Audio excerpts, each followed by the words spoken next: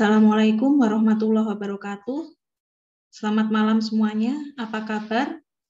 Malam ini kita ketemu lagi dalam mata kuliah ilmu lingkungan. Nah, hari ini dan pertemuan yang akan datang kita akan membahas tentang AMDAL. Selama ini kalian mengetahui AMDAL dari singkatannya saja, yaitu analisis mengenai dampak lingkungan. Nah, malam ini saya akan jelaskan satu persatu sebenarnya AMDAL itu apa. Oke, saya share screen terlebih dahulu. Oke, ini bagian pertama. Nah, AMDAL itu singkatannya analisis mengenai dampak lingkungan. Istilah internasionalnya yaitu Environmental Impact Assessment, yaitu kajian mengenai dampak besar dan penting. Jadi yang perlu digarisbawahi di sini adalah dampak besar dan penting suatu usaha atau kegiatan yang direncanakan dan efek pada lingkungan hidup. Gitu. Jadi secara ringkasnya yang perlu digarisbawahi, saya ulangi lagi, yaitu kajian dampak besar dan penting dari suatu kegiatan. Nah, pertanyaan selanjutnya, kegiatan apa saja sih yang menimbulkan dampak besar dan penting? Misalkan pengubahan bentang alam dan bentuk lahan. Maksudnya gini, ada pegunungan. Pegunungan itu ternyata di dalamnya ada emas. Nah, kemudian diubah menjadi tambang emas, otomatis pegunungan yang hijau diubah menjadi daerah pertambangan emas, itu otomatis mengubah bentang alam, mengubah bentuk lahan seperti itu. Terus eksploitasi sumber daya alam, contohnya. Terus kegiatan yang menimbulkan pencemaran dan kerusakan lingkungan, misalkan membuat industri, misalkan industri baja, industri pembuatan kertas, terus kemudian industri pembuatan plastik dan sebagainya. Itu tentu menimbulkan pencemaran. Nah, kemudian proses dan kegiatan lainnya yang dapat mempengaruhi lingkungan alam. Selain industri, ini juga misalkan ingin membuat laboratorium, misalkan laboratorium penelitian lingkungan, laboratorium kesehatan, otomatis kalau laboratorium lingkungan itu ketika kita analisis, otomatis ada limbah yang terbuang. Nah, itu juga perlu AMDAL. Laboratorium kesehatan untuk menganalisis berbagai penyakit, banyak cemaran bakteri dan sebagainya. Nah, itu juga harus dibuat AMDAL. Nah, terus ada juga kegiatan yang dapat mempengaruhi pelestarian konservasi sumber daya alam. Misalkan daerahnya daerah sawah misalkan ya, atau daerah pelindungan cagar budaya misalkan di Borobudur. Nah, ternyata kok di dekat Borobudur itu mau didirikan misalkan pabrik. Nah, bisa nggak dalam jarak berapa kilo? Ini perlu analisis AMDAL. Terus penerapan teknologi yang diperkirakan mempunyai potensi besar. Ya, misalkan penerapan teknologi insenerator untuk membuang sampah di dekat permukiman penduduk, nah dan sebagainya, itu juga akan mempengaruhi lingkungan. Seperti itu. Terus kemudian ini kriteria dampak besar dan penting. Dampak besar dan penting itu bisa dilihat dari jumlah manusia yang terkena dampak. Nah, ini efeknya ke 1-2 orang atau ke banyak orang, perlu diperhatikan. Kedua, luas wilayah persebaran dampak. Misalkan mau mendirikan pabrik listrik tenaga nuklir. Wah, nuklir ini dampaknya besar sekali. Bahkan sampai jarak 60 km, 100 km ke sekitarnya itu juga berdampak. Nah, ini juga diperlukan. Misalkan intensitas lamanya dampak berlangsung. Kalau pembangkit listrik tenaga nuklir otomatis berlangsung terus-terusan. Berapa tahun, berapa lama, itu juga perlu diperhatikan. Komponen lingkungan hidup yang lain yang terkena dampak. Misalkan mendirikan PLTN, pembangkit listrik tenaga nuklir, di tepi pantai, butuh air yang banyak kalau nuklir. Airnya sebagai pendingin diambil dari air laut.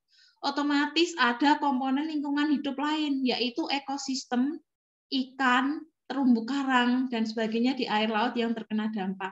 Terus sifat kumulatif dampak. Kumulatif itu sifat tumpukan, misalkan dampaknya banyak. Terus berbalik atau tidak berbaliknya dampak. Nah, ini sistematikanya. Jika Anda ingin mendirikan perusahaan atau pabrik atau tambang, Ada dampak besar dan penting tidak pertanyaannya? Kalau ada dampaknya besar dan penting, itu perlu AMDAL. Kalau memang dampaknya itu hanya kecil, misalkan industri tahu, itu tidak memerlukan AMDAL, tetapi perlu dokumen, yaitu UKL, upaya pengelolaan lingkungan, dan UPL, upaya pemantauan lingkungan. Jika tidak ada dampak, misalkan mendirikan lembaga bimbel, ada dampak besar dan penting nggak? Malah bermanfaat, nggak menghasilkan limbah. Maka tidak perlu membuat pengelolaan lingkungan UKL dan UPL. Oke, sampai di sini semua paham? Intinya perlu tidak membuat AMDAL itu jika ada lembaga, perusahaan, pabrik, instansi mau didirikan izinnya. Kalau dia misalkan bimbel tadi tidak ada dampak besar dan penting, maka tidak perlu membuat dokumen AMDAL maupun pengelolaan lingkungan. Jika ada dampaknya besar dan penting enggak? Misalkan pertambangan, dampaknya besar dan penting, oke, akan dibutuhkan AMDAL.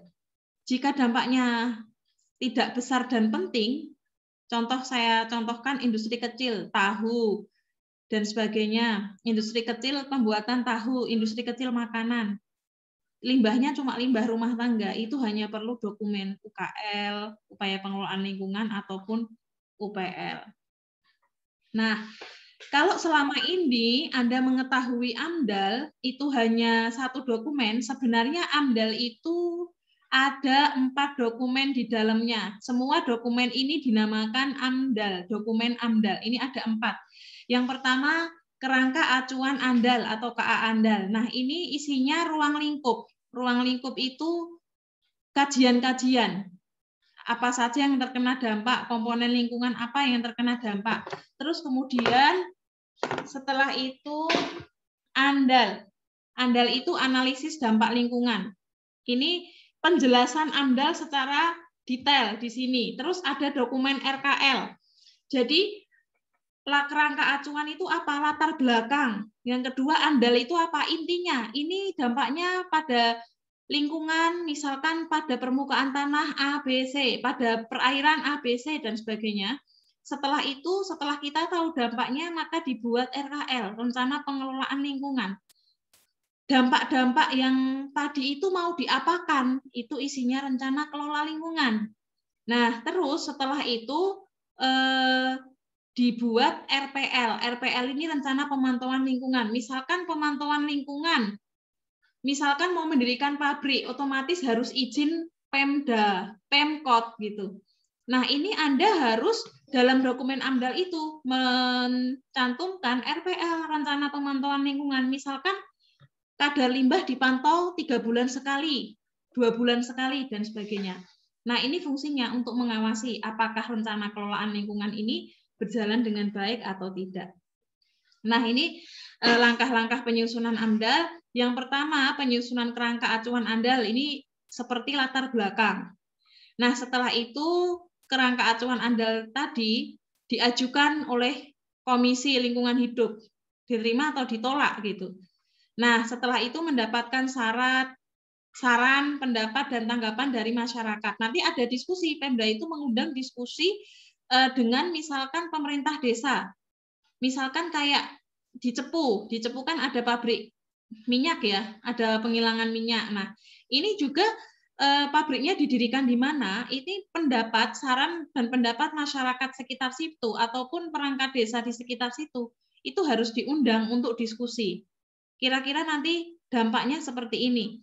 Kalau diskusi dengan masyarakat dan Pemda ini berlangsung dengan baik, kemudian oke, masyarakat setuju karena lebih banyak manfaatnya, maka baru disusun AMDAL, RKL, dan RPL. Nah, kalau sudah disusun, ini diajukan ke pemerintah daerah, ke kota dulu, setelah kota provinsi, terus ke negara. Nah, ini penilaian AMDAL, RKL, RPL oleh komisi. Jadi ada komisi bidang lingkungan hidup yang ngetes AMDAL. Nah, ini nanti ada keputusan yang pusat itu awalnya dari Menteri Lingkungan Hidup, setelah itu turun ke gubernur, kemudian turun ke bupati atau wali kota. Nah, ini sistematika KA AMDAL menurut peraturan Menteri Lingkungan Hidup. Ini KA AMDAL ya, kayak latar belakangnya. Ini pendahuluannya ada latar belakang, latar belakang kenapa dibuat perusahaan tersebut, tujuannya apa, manfaatnya apa. Nah, yang kedua, ruang lingkup. Nah, ini nanti perusahaannya itu rencananya mau ngapain, seperti itu. Kegiatan perusahaannya rencananya mau ngapain. Misalkan perusahaan tambang, setiap hari menambang berapa ton, yang dihasilkan berapa ton gitu. Rona lingkungan awal, ini gambaran lingkungan sebelum didirikan pabrik itu kayak apa, seperti itu. Pelingkupan itu misalkan, oke, komponen airnya seperti ini, pengelompokan ya. Komponen tanahnya seperti ini, komponen udaranya seperti ini. Nah, setelah itu dibuat metode yang isinya pengumpulan dan analisis data, misalkan data air tanah yang terkandung di daerah Cepu. Terus kemudian perkiraan dampak penting. Misalkan, kita membuat tambang di daerah Cepu, berarti kalau tambang menggali tanah, otomatis ketika menggali tanah, dampak besar dan penting yang ditimbulkan apa? Perubahan struktur tanah karena penggalian tanah. Terus kemudian yang kedua, ketika membuat tambang itu otomatis misalkan ada limbah namanya air asam tambang. Nah, itu di situ. Terus kemudian dievaluasi.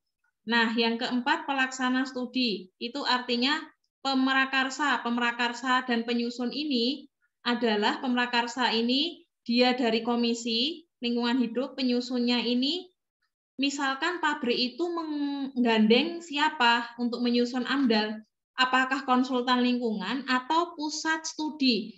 Jadi di Indonesia ini banyak universitas yang